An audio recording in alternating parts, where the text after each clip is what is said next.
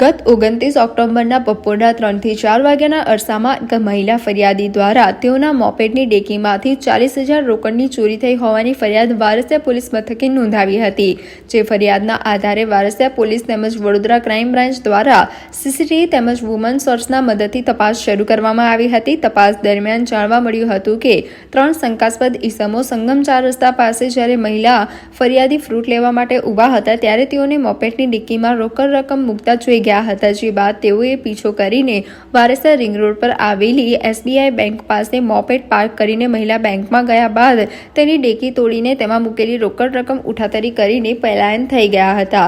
સીસીટીવીના માધ્યમથી પોલીસે ત્રણેય આરોપીઓની શોધખોળ કરી હતી, જેમાં મોઇન ખાન, મહેમૂદ ખાન પઠાણ તેમજ મોહમ્મદ હુસૈન ઉર્ફે કાલુ મિર્ઝા સહિત અન્ય એક સગીરની ઓળખ થઈ હતી। આ ત્રણેય આરોપીઓની શોધખોળ માટે પોલીસે તપાસ શરૂ કરતા પોલીસે જોઈને મોટરસાયકલ પર 2 આરોપીઓએ ભાગવાની કોશિશ કરી હતી, જ્યારે ક્રાઇમ બ્રાન્ચે તેઓને કોર્ડન કરીને ઝડપી પાડ્યા હતા।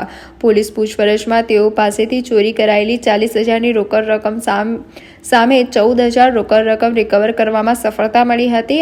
આરોપી મોહમ્મદ હુસૈન ઉર્ફે કાલુ સામે મારામારીના 4 મોપેડની ડેકીમાંથી રૂપિયા ચોરી કરવાના કુલ 7 ગુનાઓ નોંધાયેલા છે, જ્યારે ગુનાહિત પ્રવૃત્તિઓમાં એક વખત પાસામાં પણ ગયેલ હોવાનું સામે આવ્યું છે। પોલીસે 2 આરોપીઓની ધરપકડ કરીને ગુનામાં વપરાયેલ મોટરસાયકલ તેમજ 14,000 રોકડ રકમ કબજે લઈને આગળની કાર્યવાહી હાથ ધરી છે।